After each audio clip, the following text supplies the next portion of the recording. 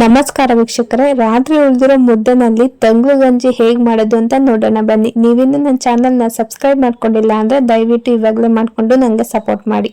ಮೊದಲಿಗೆ ವೀಕ್ಷಕರೇ ನೋಡಿ, ಒಂದು ರಾತ್ರಿ ಉಳಿದಿರೋ ಮುದ್ದೆ ಇದೆ. ಈ ಮುದ್ದೆನ ನಾನು ಒಂದು ಅಗ್ಲವಾಗಿರೋಂಥ ಬಾಣಲಿನಲ್ಲಿ ಮುರಿದು ಹಾಕೋತಾ ಇದ್ದೀನಿ. ನೋಡಿ, ನಿಮಗೆ ಯಾವ ಸೈಜ್ ಬೇಕೋ ಆ ಸೈಜಲ್ಲಿ ಮುರಿದು ಹಾಕೊಳ್ಳಿ. ಈ ಥರ ಹಾಕೊಂಡಿದ್ದಾದ್ಮೇಲೆ ಒಂದೆರಡು ಗ್ಲಾಸ್ ಅಷ್ಟು ಮೀಡಿಯಂ ಗ್ಲಾಸಲ್ಲಿ ನೀರು ಹಾಕೋತಾ ಇದ್ದೀನಿ. ಇವಾಗ ಒಂದ್ ಸ್ವಲ್ಪನೂ ಗಂಟಿಲ್ದಿರೋ ರೀತಿ ನಾವು ಸ್ಮ್ಯಾಶ್ ಮಾಡ್ಕೋಬೇಕಾಗುತ್ತೆ. ನೋಡಿ, ಸ್ಮ್ಯಾಶರ್ ಅಲ್ಲಿ ನೀಟಾಗಿ ಸ್ಮ್ಯಾಶ್ ಮಾಡ್ಕೊಳ್ಳಿ. ಈ ಒಂದು ಮುದ್ದೆನಲ್ಲಿ 2 ಲೋಟ ಆಗುವಷ್ಟು ಗಂಜಿ ಆಗುತ್ತೆ. ಇಬ್ಬರು ಕುಡಿಬಹುದು, ಹೊಟ್ಟೆ ತುಂಬಾ ಕುಡಿಬಹುದು.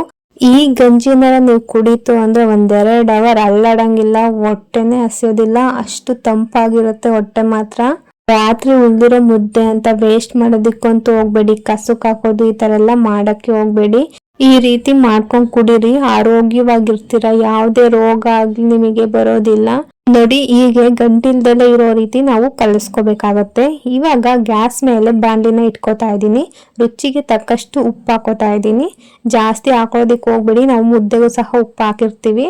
ಇವಾಗ 1 ಸೆಕೆಂಡ್ ಕೈ ಬಿಡ್ಬೇಡಿ, ಅಲ್ಲಾಡಿಸ್ಕೋತಾನೆ ಇರಿ. ಯಾಕಂದ್ರೆ ಗಂಟು ಬಿದ್ಬಿಡುತ್ತೆ. ಒಂದೇ ತಲೆ ಬೇಯ್ತಾ ಗಂಟಾಗ್ಬಿಡುತ್ತೆ. ಗಂಟಾದ್ರೆ ಕುಡಿಯೋದಿಕ್ಕೆ ಚೆನ್ನಾಗಿರೋದಿಲ್ಲ.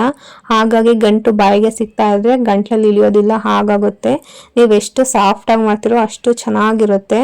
1-2 ಸಲ ಕುದಿ ಬಂದ್ರೆ ಸಾಕು. ತಂಗ್ಳು ಗಂಜಿ ಅಂತಂದ್ರೆ ಹಾಗೆ ಕಲಿಸ್ಕೊಬಿಟ್ಟು ಹಾಗೆ ಕುಡಿತಾರೆ. ನನಗೆ ಸ್ವಲ್ಪ ಹಾಗೆ ಕುಡಿಯೋದಿಕ್ಕೆ ಆಗೋದಿಲ್ಲ, ಅದಕ್ಕೆ ಈ ರೀತಿ 1-2 ಕುದಿ ಕುದಿಸ್ಕೊಬಿಟ್ಟು ಹಾಕೋತೀನಿ. ಇವಾಗ ಒಂದು ಬಟ್ಲಿಗೆ ಟ್ರಾನ್ಸ್ಫರ್ ಮಾಡ್ಕೊಂಡಿದ್ದೀನಿ. ಈ ಗಂಜಿಗೆ ಮಜ್ಜಿಗೆ ಮಿಕ್ಸ್ ಮಾಡ್ಕೊಂಡು ಅಥವಾ ನಿಂಬೆ ಹುಳಿ ಮಿಕ್ಸ್ ಮಾಡ್ಕೊಂಡು ಕುಡಿದ್ರೆ ತುಂಬಾ ರುಚಿಯಾಗಿರುತ್ತೆ. ನಾನಿಲ್ಲಿ ಡೆಕೋರೇಷನ್ಗೆ ಚೆನ್ನಾಗಿ ಕಾಣಲಿ ಅಂತ ಮೊಸರು ಮೇಲೆ ಹಾಕೋತಾ ಇದ್ದೀನಿ.